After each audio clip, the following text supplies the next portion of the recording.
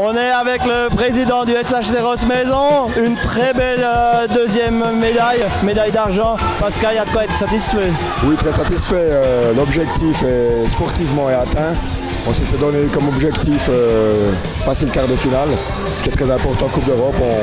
On va en finale contre un adversaire très fort. Il n'y a pas de regret avant la finale. Donc sportivement, très bonne édition et puis avec tout le reste qu'il y a autour.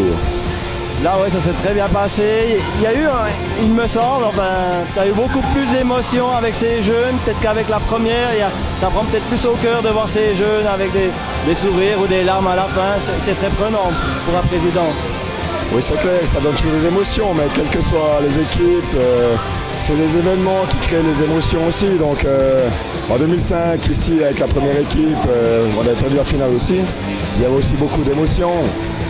Ce soir, il y a aussi beaucoup d'émotions. Il y a surtout cette magie des Coupes d'Europe pour lesquelles il faut participer pour comprendre ce que c'est.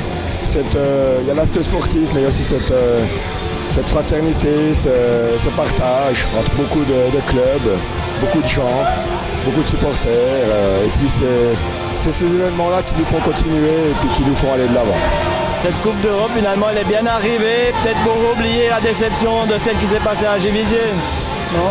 Oui, à Givisiez, c'est vrai que c'était un événement qui restera quelque chose de négatif pour nous.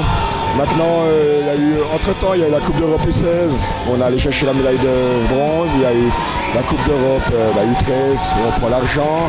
Et puis par rapport à tout ça, il n'y a pas que l'aspect du résultat, il y a tout cet aspect, comme je disais tout à l'heure, de moments extraordinaires. Quand on voit une blancherie comme aujourd'hui, où il y a quasiment 1000 spectateurs pour assister à ces phases finales en fin de journée, c'est tout simplement magique et puis c'est extraordinaire. Ouais, c'était magique déjà avec cette introduction un petit peu avec les fumigènes et puis stroboscope.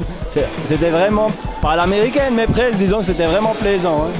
Oui, mais c'est clair, je pense que pour ces jeunes, ça restera un souvenir impérissable d'avoir passé ce week-end ici.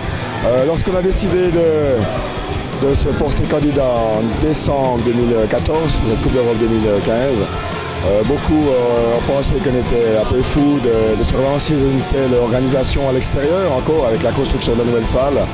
Et puis ce soir, je suis très heureux et avec beaucoup d'émotion de me dire que ce pari un peu fou, bien sûr. C'est toujours un peu fou ce qu'on fait chez nous, mais il est réussi parce qu'on a donné du plaisir à beaucoup de monde, de tous les clubs, aux spectateurs. Et ce soir, tout le monde repart avec le sourire.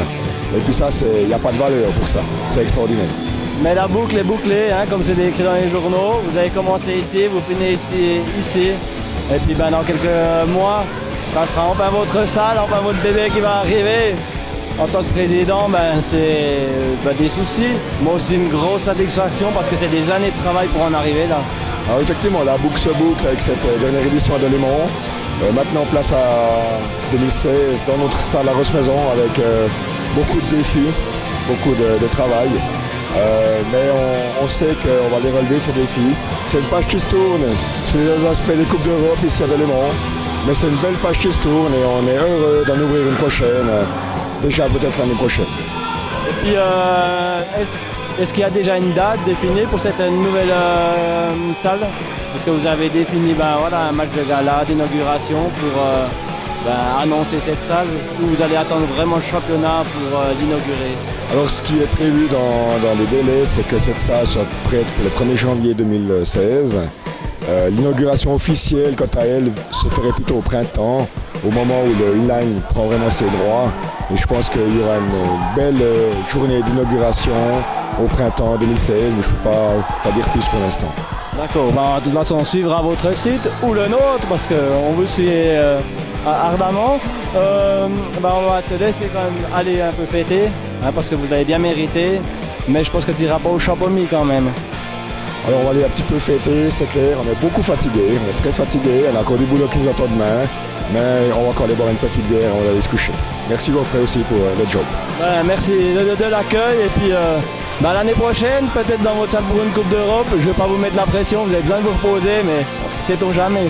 Sait-on jamais, bonne soirée à toi aussi et puis merci aussi pour la couverture médiatique de la manifestation. Je te remercie à toi et puis à bientôt. Hein. Merci.